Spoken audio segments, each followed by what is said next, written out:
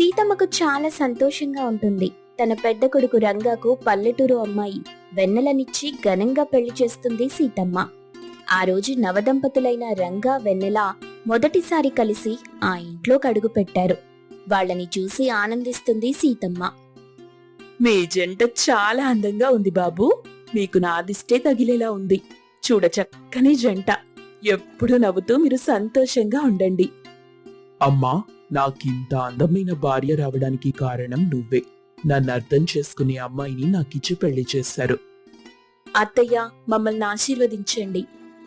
చల్లగా ఉండండమ్మా, చల్లగా ఉండండి. మీ పెళ్లికి చిన్న కొడుకు రాంబాబు రాలేకపోయాడు.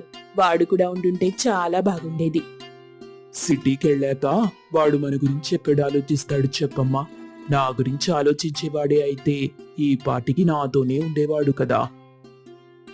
నా చెల్లి కూడా సిటీలో ఉద్యోగం చేస్తుంది. అది కూడా నా పెళ్లికి రాలేకపోయింది. వచ్చుంటే బాగుండేది. సర్లేండి, వచ్చేవాళ్లు వస్తారు, వెళ్లేవాళ్లు వెళ్తారు. మీరు దేని గురించి ఆలోచించకండి. సంతోషంగా ఉండాలి. కొత్త జీవితంలోకి అడుగు పెట్టారు. ఆనందంగా ఉండండి.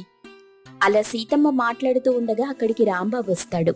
రాంబాబు వస్తూ వస్తూ తనతో ఒక అమ్మాయిని తీసుకొస్తాడు. వాళ్ళని చూసి సీతమ్మతో పాటు రంగా, వెన్నెల కూడా షాక్ అవుతారు. ఏంట్రా, ఎవరా అమ్మాయి? అలా కంగారు పడుతున్నావేంటి? అమ్మా, నేను ఈ అమ్మాయి ప్రేమించుకున్నాం. ఈ రోజే పెళ్లి కూడా చేసుకున్నాం. ఈ అమ్మాయి సిటీలో ఉద్యోగం చేస్తుంది.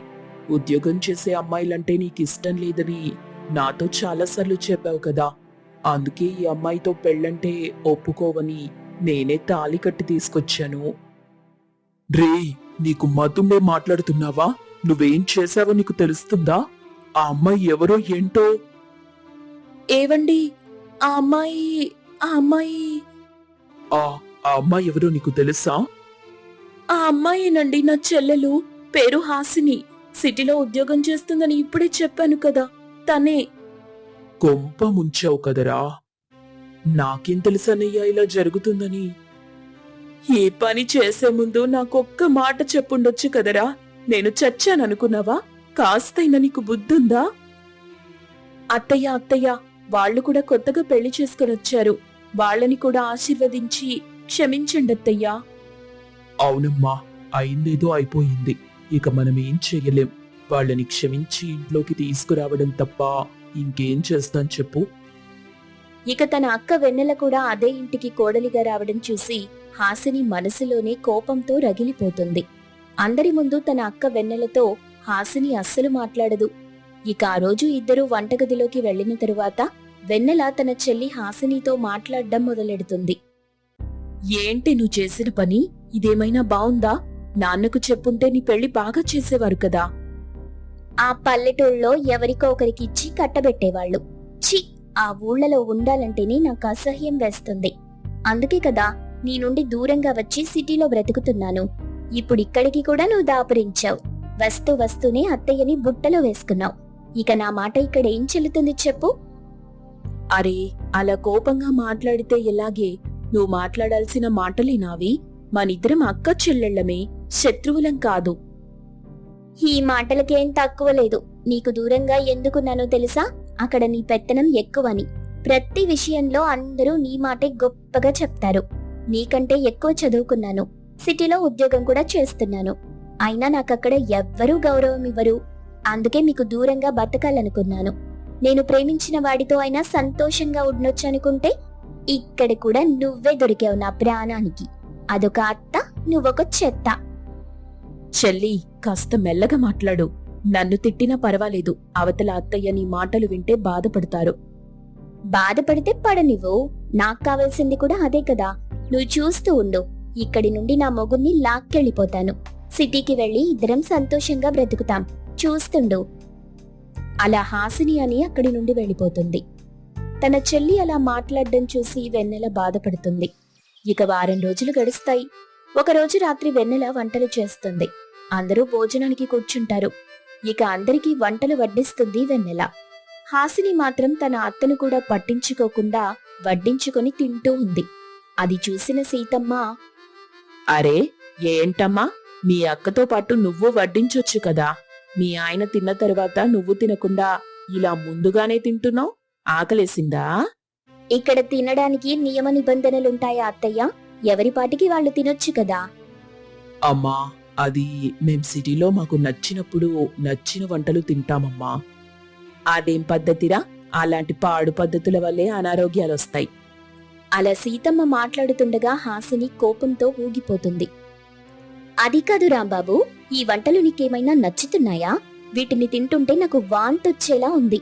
అదే మనం సిటీలో ఉండుంటే ఈ పాటికి ఎగ్ ఆమ్లెట్, చికెన్ బిర్యానీ చేసుకుని తినేవాళ్ళం కదా.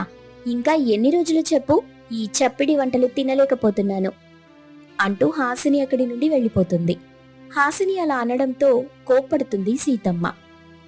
ఏంట్రా రాంబాబు, ఇదేనా నీ ప్రేమ? కనీసం నువ్వు తినే వరకు కూడా ఉండలేదు. అలాగే కాస్త తిన్న అన్నం కంచంలోని చేతులు కడిగేసింది. అన్నం పరబ్రహ్మ స్వరూపం అంటారు. అలా చెయ్యటం పాపం కదా. నీ భార్య నిన్ను పేరు పెట్టి పిలుస్తుందేంటి? అమ్మా వెన్నెల, అది నీ చెల్లే కదా, మరి నీలాగా లేదే? అమ్మా, హాసిని సిటీలో పెరిగిన పిల్ల కదా, అలాగే ఉంటుందిలే. మనమే తనని అర్థం చేసుకోవాలి. సరే, నీ భార్య నీ ఇష్టం. నీ ఇద్దరికి పెళ్ళైతే నేను తిరుమలకి వెళ్ళొస్తానని మొక్కుకున్నాను. నేనెళ్ళి రావడానికి 2 రోజులు పడుతుంది. అంతవరకు జాగ్రత్తగా ఉండండి. అమ్మా వెన్నెల, కాస్త ఇంటిని జాగ్రత్తగా చూసుకో. అలాగే అత్తయ్యా. అలా తన కొడుకులు కోడళ్లకు చెప్పి సీతమ్మ తిరుమలకి వెళ్ళింది. అలా వెళ్లిన 2 రోజులకు ఇంటికి తిరిగొస్తుంది. ఇంటికొచ్చి చూడగానే అన్నీ 2 భాగాలుగా ఉంటాయి. వాటిని చూసిన సీతమ్మ ఆశ్చర్యపోతుంది. వెంటనే ఇల్లంతా తిరుగుతుంది.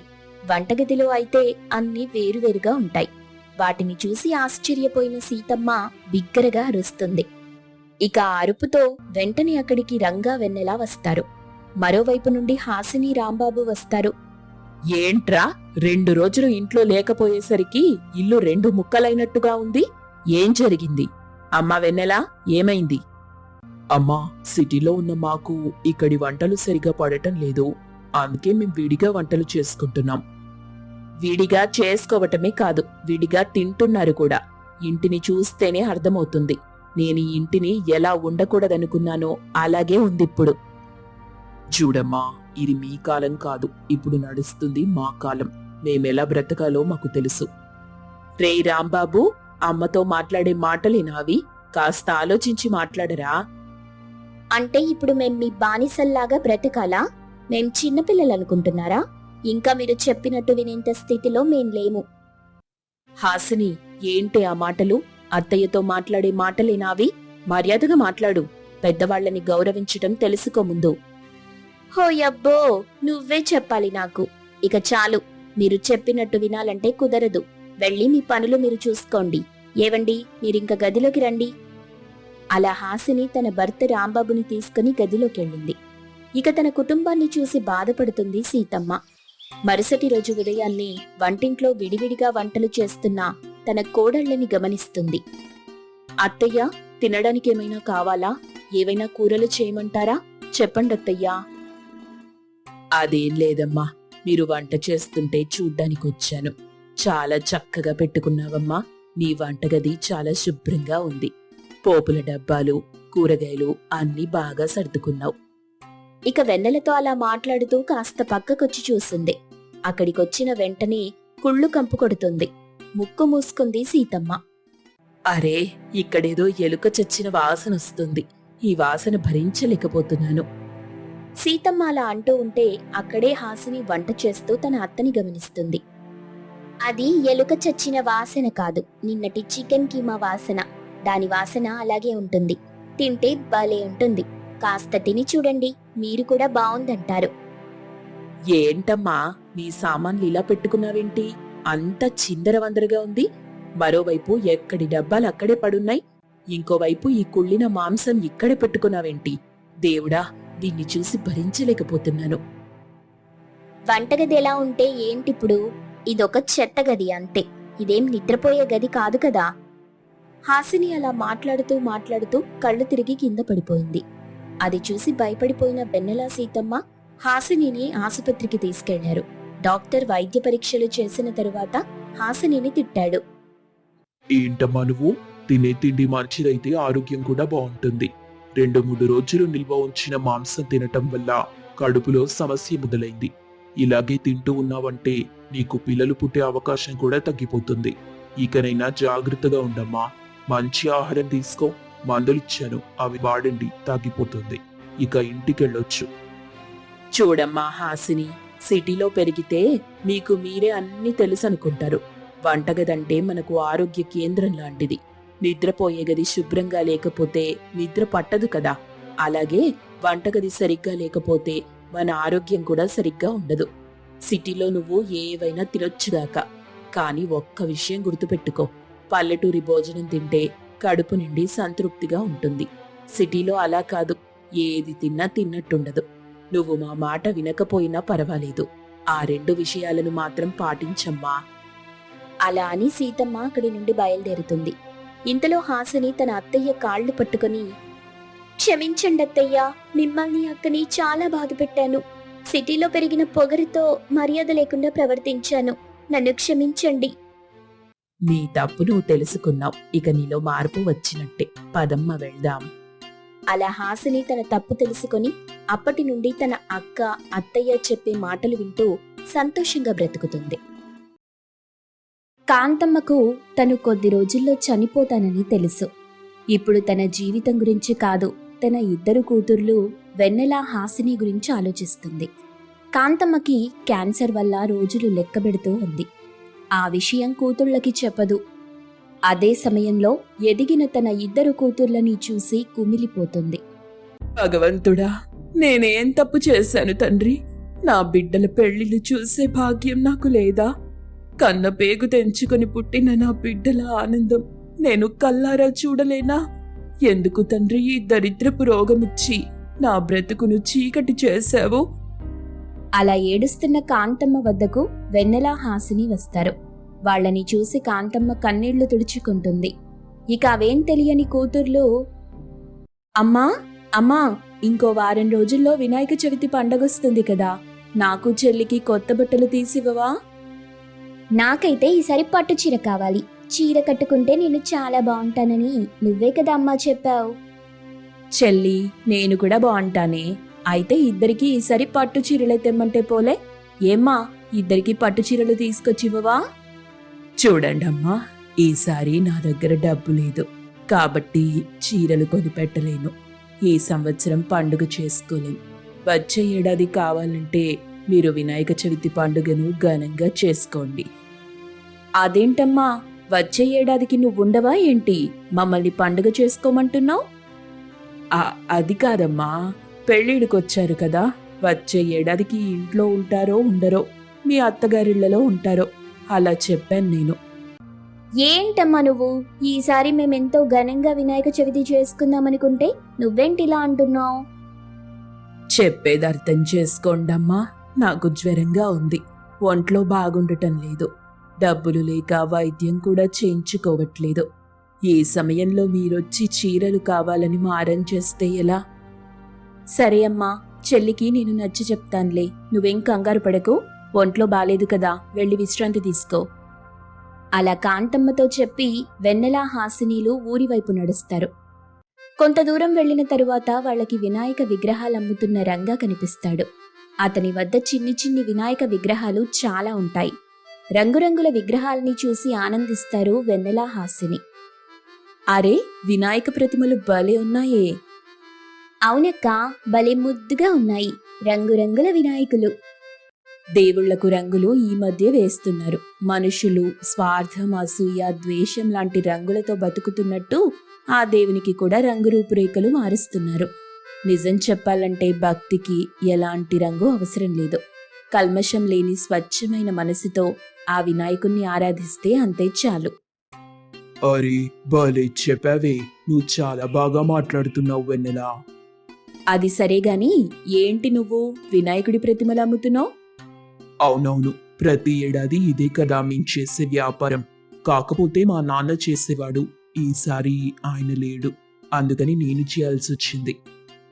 అరే రంగా, వీటిని అమ్మితే నీకు లాభం వస్తుందా నష్టం వస్తుందా? లాభమే వస్తుంది. మనుషుల్ని బట్టి ధర నిర్ణయిస్తాను. ధనవంతులకు ఒక ధర, పేదవాళ్ళకి ఇంకో ధర ఉంటుంది. కానీ రూపాయి ఎక్కువగానే చెప్పి ధర రాబడతాను. అదే వ్యాపారంలో కిటుకు. ఆహా, బాగానే ఇచ్చావురా వ్యాపారం విద్య. నువ్వు చదువులో మొద్దని అప్పుడంతా ఎగతాళి చేసేవాళ్ళం, కానీ ఇంత తెలివితేటలున్నాయని నాకు తెలీదు. సరే గాని మాకు ఒక వినాయక ప్రతిమ ఇవ్వు, డబ్బు తర్వాత ఇస్తానులే. ఏంటేంటి? అది అస్సలు కుదరని పని. నేనివ్వను. వీటి నమ్మి నేను మా ఇంట్లో లెక్క చెప్పాలి. చెల్లి, ఎందుకే ఆ రంగగాన్ని అలా ఏడిపిస్తున్నావు? అమ్మ ఈసారి వినాయక చవితి చేసుకోలేమని చెప్పింది కదా, మళ్ళీ నువ్వేంటి? ఇప్పుడైతే వెళ్దాం పదా. అలా హాసినిని తీసుకుని ఇంటికి నడుస్తుంది వెన్నెల. దారి మధ్యలో తన చెల్లికి వినాయక ప్రతిమ కొనివ్వలేకపోయానని చాలా బాధపడుతుంది. చెల్లి, నీకు నిజంగా ఆ వినాయక ప్రతిమ కావాలా? వద్దక్క, కానీ నాకెందుకో ఈసారి కూడా మనం పండుగ చేసుకుంటే బాగుంటుందనిపిస్తుంది. అయినా పండుగ చేసుకోవాలంటే డబ్బు ఖచ్చితంగా ఉండాలా? మనలాంటి పేదవాళ్ళు పండుగ చేసుకోలేరా? చూడవే, పండగంటేనే తారతమ్యాలు లేకుండా, డబ్బుతో పని లేకుండా, కష్టాలు బాధలు మర్చిపోయి ఆ దేవుణ్ణి మనసారా వేడుకుని ఒక ముఖ్య పూజా ఘట్టం. ఈ డబ్బున్న మనుషులు ఈ పండగల్ని తమ గొప్పతనం చూపించుకోవడానికి వాడుకుంటున్నారంతే. మనుషులకి పేద ధనిక అనే భావం ఉంటుంది గాని దేవుడికి అలా ఉండదుగా. ఆయన్ని మనసారా భక్తితో కొలిస్తే చాలు. అయితే మనం డబ్బు ఖర్చు లేకుండా పండుగ చేసుకుందామక్క. అమ్మకి తెలియనివ్వకుండా పండగ ఏర్పాట్లు చేద్దాం. ఇక చివర్లో మనం ఆ విషయం అమ్మకి చెప్పామంటే అమ్మ కూడా సంతోషిస్తుంది. అలాగే చేద్దాంలే. అలా వెన్నెల హాసిని నడుస్తూ నడుస్తూ చాలా విషయాలు మాట్లాడుకున్నారు. ఇక వారం రోజుల తరువాత వినాయక చవితి పండుగ రాని వచ్చింది. వెన్నెల హాసినీలు తమ ఇంటి ముందు ఒక మంచి ప్రదేశాన్ని శుభ్రం చేస్తారు. ఇక్కడైతే మనం వినాయక ప్రతిమని ఉంచి పూజలు చేయొచ్చు. మన దగ్గర వినాయక ప్రతిమ లేదు కదక్కా. ఆ రంగగాడు కూడా ఇవ్వనన్నాడు. ఇప్పుడేం చేద్దాం? అరే, వాడివ్వకపోతేనే మనం మట్టితో వినాయకుణ్ణి తయారు చేద్దాం. పూర్వమందరూ మట్టి వినాయకుణ్ణి చేసి పూజించేవాళ్లు. అలా చేయడం అంటే ఆ దేవుడికి కూడా చాలా ఇష్టం. ఇప్పుడు మనం కూడా మట్టి తెచ్చి వినాయకుణ్ణి చేద్దాం. అలాగే అక్క. అలా వెన్నెల హాసినీలు మట్టి తెచ్చి వినాయకుణ్ణి చేయటం మొదలెట్టారు. వెంటనే అరిటాకులు తీసుకొచ్చి చిన్న పందిరి వేశారు అక్క చెల్లెళ్ళు. ఇదిగో హాసిని, ఈ పందిరి చుట్టూ మామిడాకులతో తోరణాలు కట్టు. అలాగే గడ్డి తీసుకురా. గడ్డెందుకక్కా? పందిరి కింద గడ్డిని ఉంచి దానిపై వినాయకుడి ప్రతిమ ఉంచితే చాలా బాగుంటుంది. పైగా వినాయకుడికి గడ్డి అంటే చాలా ఇష్టం. వెంటనే వెళ్ళి తీసుకురా. కొంతసేపటి తరువాత హాసిని తెచ్చిన గడ్డిని తీసుకుని పందిరి కింద వేసి దానిపై మట్టితో వినాయక ప్రతిమ చేసింది వెన్నెల. వర్షం పడుతున్నా లెక్క చేయకుండా అక్క చెల్లెళ్ళిద్దరూ కలిసి వినాయకుణ్ణి చేస్తారు. అరిటాకుల పందిరి కింద చాలా అందంగా కనిపిస్తాడు వినాయకుడు. ఆహా, అద్భుతంగా ఉందక్క. ఊళ్ళో వాళ్ళు మన వినాయకుణ్ణి చూశారంటే ఇక ఇక్కడికే వచ్చి పూజలు చేస్తారు. మన వినాయకుణ్ణి అమ్మకి కూడా చూపిద్దాం. సరే పద, వెళ్దాం. అలా అక్క చెల్లెళ్ళు కాంతమ్మ దగ్గరికి వెళ్లారు. కాంతమ్మ పరిస్థితి చాలా దారుణంగా ఉంటుంది. చనిపోవడానికి క్షణాలు లెక్కబెడుతూ ఉంటుంది. తన వద్దకి వచ్చిన కూతుర్లని చూసి, నా చిట్టి తల్లులు వచ్చారా? మీకిన్నాళ్ళు నేనొక విషయం చెప్పలేదమ్మా. నాకు ఆరోగ్యం బాగోలేదు. వైద్యులు క్యాన్సర్ అని చెప్పారు. మిమ్మల్ని వదిలిపెట్టి వెళ్ళిపోతున్నాను. అమ్మా, అలా మాట్లాడకు. నిన్నిలా చూడలేకపోతున్నాము. ఇన్నాళ్ళు ఈ విషయాన్ని ఎందుకమ్మా మా దగ్గర దాచావు? మేం నీ కన్న బిడ్డలమే కదా. మాకు చెప్పుంటే నిన్నెలాగైనా బ్రతికించుకునేవాళ్ళం. పిచ్చి తల్లి, ఆ దేవుడు అందరికీ ఒకేలా జీవితాన్ని ఇవ్వలేదు. కొందరికి భోగ భాగ్యాలిస్తే ఇంకొందరికి కన్నీళ్లు మాత్రమే ఇచ్చాడు. మనలాంటి వాళ్ళు ఆ కన్నీళ్లు కారుస్తూ బ్రతకటమే జీవితం. ఇక ఈ అమ్మ గురించి ఆలోచించటం ఆపేయండి. ఈ ఇంట్లో మీ ఇద్దరూ హాయిగా బ్రతకండి. అమ్మా, అలా అనకమ్మా. నువ్వు లేని జీవితం మాకొద్దు. తప్పమ్మా, తప్పు. అలా అనకూడదు. ఈ లోకంలోకి ప్రతి ఒక్కరూ ఏదో ఒక ముఖ్యమైన పని మీద వస్తారు. ఆ పనైన వెంటనే వాళ్ళు వెళ్ళిపోతారు. వాళ్ళ గురించి ఆలోచిస్తూ ఉంటే ముందుకు సాగలేం. క్షమించండమ్మా, మీకు పెళ్లిళ్ళు చేయలేకపోయాను. అమ్మా, ఇప్పుడు అవన్నీ ఎందుకు మాట్లాడుతున్నావు? ఎందుకంటే నేను మిమ్మల్ని వదిలిపెట్టే క్షణం వచ్చేసింది. అందుకే చెప్తున్నాను. నా కూతుర్లతో మనసు విప్పి మాట్లాడుతున్నాను. నా వల్ల మీరు పండగ చేసుకోలేదు. లేదమ్మా, లేదు. మనం వినాయక చవితి చేసుకుంటున్నాం. మన ఇంటి ముందు ఏం చేశామో చూద్దువురా అమ్మా. అలా వెన్నెల హాసిని తమ తల్లిని తీసుకుని ఇంటి బయటకొస్తారు.